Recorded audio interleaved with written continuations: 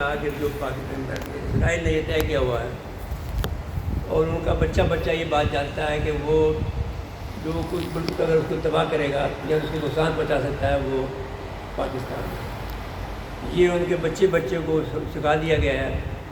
تو اس کے بات یہ ہے کہ ہمارا جو آج کل بریگیڈیئر رہے تھے وہ ایک زمانے میں اردن کے اندر وہ ایک پروگرام ہوتا ہے، لوگ مشترکہ ساری دنیا کے لوگ آتے ہیں اور ہر جگہ ہوتے ہیں جنہوں نے اسرائیل کو تسلیم کیا ہوتا ہے، اس کو اسرائیل کے لوگوں کو بلاتے ہیں۔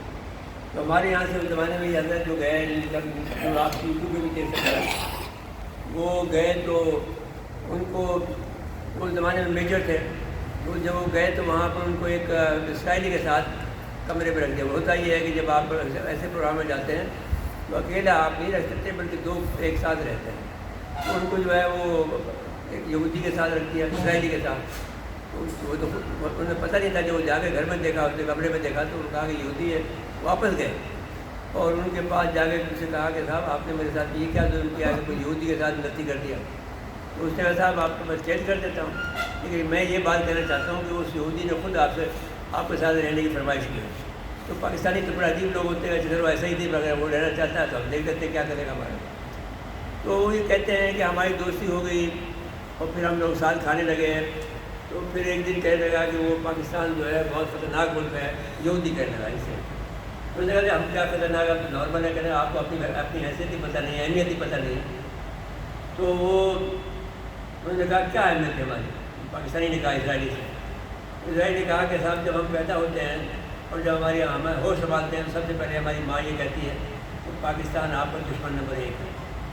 جب ہم اسکول جاتے ہیں پرائمری میں تو ہماری ٹیچر یہ کہتی ہے پاکستان دشمن نمبر 1 ہے۔ جب ہم کالج میں جاتے ہیں تو ہماری جو وہاں کا پروفیسر ہوتا ہے وہ کہتا ہے پاکستان ہمارا دشمن 1 ہے۔ جب وہاں پر جو ٹریننگ جو ہے وہ بھی جو ہے وہ کمپلسری ہے، فوجی ہر ایک اسرائیلی کے لیے۔ تو وہ کہتے ہیں جو وہاں جاتے ہیں تو کمانڈر کہتا ہے آپ کو دشمن نمبر 1 ہے۔ تو اس نے کہا کہ ہم تو نہیں سمجھتے، ہم تو ایسے ہی نارمل آدمی ہیں۔ اس نے کہا نہیں، ہمارے تو یہ بچے کو سکھایا جاتا ہے کہ پاکستان آپ کو دشمن نمبر 1 ہے۔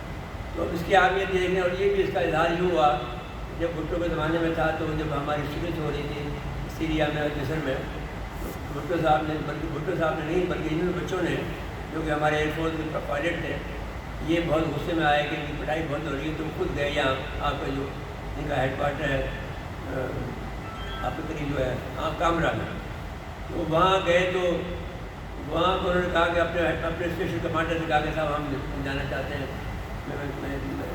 جو مصر میں اور سیریا شام میں، ملک شام میں۔ تو انہوں نے کہا کہ بھائی یہ کیا بات، رات کو پہنچ گئے 2 بجے سے گھر کے اوپر۔ انہوں نے صبح آپ آئیے گا ہم بات کریں۔ انہوں نے فوری طور پر جو ہے اپنے حکومت کو مطلع کیا، اپنے چیف کو مطلع کیا، اپنے حکومت کو مطلع کیا۔ تو پھر انہوں نے کہا اچھا شام کو چلا آگے کہ اچھا تم تیار ہو جاؤ۔ تو یہ کوئی 3-4 بچے تھے ان میں نے جو زمانے کے، 1-2 اس میں ابھی بھی زندہ ہے۔ آپ کبھی بھی ان سے انٹرویو لیں، میں میر افسر امان سے کہوں گا ان کو بلائیں ایک دن، جو ابھی حیات ہیں، وہ کہانی سنائیں۔ اس میں ایک عیسائی بھی تھا، بڑی عجیب بات ہے۔ تو خیر وہ پھر پاس ہو گئے، ان کا حساب سے جائیں آپ لوگ، لیکن شرط یہ ہے کہ اگر آپ کو وہاں پر کوئی حادثہ پیش آ گیا تو آپ کو ہم اون نہیں کریں گے، آپ کو کوئی پینشن نہیں دیں گے، آپ ہماری لسٹ سے نکل گئے۔ تو وہ انہوں نے پھر 2 جہاز گرائے شام میں اسرائیل پہ، اور پاکستانی کہتے بھاگے وہ لوگ۔ اور جہاز بھی ایسے تھے کہ جو انہوں نے کبھی اڑائے نہیں تھے بیچاروں نے، کوئی روسی جہاز تھے وہ، ہم تو امریکن جہاز اڑاتے ہیں۔ تو خیر انہوں نے اڑا لیے کسی نہ کسی جگاڑ لگا کے، جو پاکستانی مشہور ہے جگاڑ میں۔ وہ ایک کہانی ہے کہ جب ایک چینی یہاں آیا کہ صاحب ان کے پاس ایک خصوصی بات یہ کہ جگاڑ کرتے ہیں۔ تو ایک کہانی ہمیں اور سنائی ہمارے فوجی ایئر فورس کے آدمی نے کہ انہوں نے جب یہ F-17 تھنڈر بنایا تو اس کا جو خاص جو اس کا جو ہارڈ تھا F-17 وہ ان کو نہیں دیا، جو سافٹ ویئر تھا وہ میں نے اپنے پروگرام میں سن رہا ہے، سچ ٹی وی کا اینکر بھی ہوں۔ تو وہ 2013 سے ابھی تک میں کر رہا ہوں، ایک پروگرام کرتا ہوں، 2003 پروگرام کرتا تھا۔ میں اس بچے کو ان کی بیٹی تھی، ان کی بہن تھی، اس کو میں لے گیا، پروفیسر ہے یہاں پر، اب تو گھر باہر چلے گی، بہت بڑے عہدے پر ہے، بہت بڑی ریسرچ ہے، ڈاکٹر بن گئی ہے۔ اس کو میں لے کے آیا کہ بھائی کیا ہوا ہے آپ بتائیں فورسز میں۔ تو اس کا بھائی بھی ساتھ آیا جو گروپ کیپٹن تھا فوج اس میں ایئر فورس میں۔ اس نے کہا صاحب ہمیں یہ نہیں دیا، تو ہم نے جگاڑ لگا کر وہ اس کو ہم نے سافٹ ویئر بنا دیا۔ اب جنہیں پریشان کی پاکستانی سافٹ ویئر مانگ نہیں رہے، تو انہوں نے کہا صاحب ہم نے بنا دیا، آپ جاؤ، ہمیں ضرورت ہی نہیں آپ کی۔ تو اب ایسے بہت سی واقعات ہیں جو عارف اللہ حسینی تھے وائس ایڈمرل، اب اس میں نیوی کے ہمارے بہت قریبی دوست ہیں جو بیچارے کورونا میں 2020 میں شہید ہو گئے کورونا کی وجہ سے، لیکن بڑا مجاہدہ تھا، چل رہا تھا۔ جب میں نے پروگرام کیا، شاید یاد ہوگی اسر رحمان صاحب کو، یا اس وقت ہماری دوستی نہیں ہوئی تھی شاید، تو اس وقت وہ خود بھی کمانڈر کی وردی میں وہ ہمارے پروگرام میں تشریف لایا، وہ فلیٹ کمانڈر تھے پاکستان میں۔ تو ظاہر ہے کہ ہماری دوستی بہت زیادہ تھی، تو وہ آ گئے ہمارے پاس مہربانی کر کے، لیکن ان کی چیف جو تھا نیول چیف تھا، اس سے بھی جان دینی تھی، میں ان کو بلانا چاہتا نیول چیف کو۔ وہ کہتے تھے بھائی مجھے تقریر وقری کرنی نہیں آتی، تم اس کو لے جاؤ سر، تو میں لے گیا۔ تو انہوں نے مجھے بتایا کہ جب ہم نے جو آپ کی جو اس وقت جو ہمیں مل رہی ہے، میں اس وقت پاکستان میں بات کروں، پھر اس موضوع پہ آ جاتا ہوں، اسرائیل میں پہ جاتا ہوں۔ پھر وہ انہوں نے کہا کہ صاحب آپ وہ 4 ہم چاہتے تھے کہ ہمارے ملک میں بنے اور 4 وہاں بنے، اس میں 8 کا ہم نے سودا کیا تھا جو 2028 میں مل جانی چاہیے۔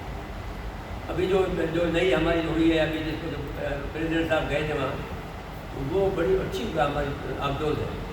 تو وہ جب نہیں ماننے لگے تو انہوں نے گربان پکڑ لیا چینیوں کا، عارف اللہ حسینی صاحب نے، کہ نہیں ہم اب 4 پاکستان میں بنے، تو راضی ہو گئے۔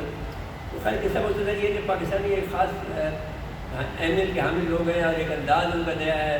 تو پاکستان کو آپ کتنا بھی برا کہیں، لیکن ان کا پاکستان کا جو انداز ہے ہر پاکستان کا، لیکن مان لیجیے جو آپ کا ایٹم بم بنا ہے وہ اتنی ایسی عجیب طریقے سے بنا ہے کہ آپ کو اگر میں 100 دن کی تقریر کروں 1 گھنٹے کی، مکمل نہیں بتا سکتا کہ کیا غضب کا کام کیا ہے۔ ایک کوئٹہ تھوڑی ہوتا ہے، آپ دوسرے کو کوئٹہ بتا، 50 انڈسٹری ہوتی ہیں جو کہ مختلف قسم کے موضوعات بناتے ہیں، آپ کو ہر چیز بناتی ہے۔ تو وہ ایک چیز لا کے خاموشی سے بناتے رہے اور پھر ایٹم بم بنا۔ آپ مطلب خدا کا اتنی بڑی خاموشی سے آپ نے کام کیا کہ کسی کو پتہ نہیں۔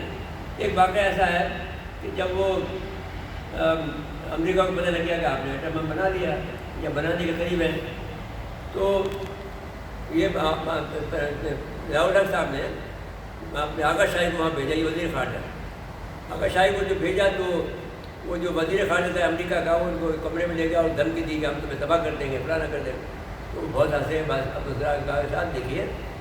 اچھا وہ ایک بات یاد رہے کہ جب بھٹو صاحب نے غلام رضا خان کو اور آغا شاہی کو اور ایک صاحب اور تھے، ان کو ذمہ داری دی تھی کہ اس پیسے کا کسی کو پتہ نہیں ہونا چاہیے، کسی بھی ریکارڈ میں پیسے نہیں آنے چاہیے، کہیں سے بھی مانگے وہ دیتے رہو۔ لیکن آپ حیران ہوں گے کہ جو اٹامک انرجی کمیشن کا جو چیئرمین تھا، وہ فرانس کے اندر مینیجر بنا بیٹھا تھا نیشنل بینک کا، سپلائی لیتا تھا، بڑے بڑے کام کیے۔ خدا کا واسطہ ان لوگوں نے جو کام کیا، اللہ ہی ان کو جزا دے سکتا، ہم نہیں دے سکتے، ہم تعریف بھی نہیں کر سکتے۔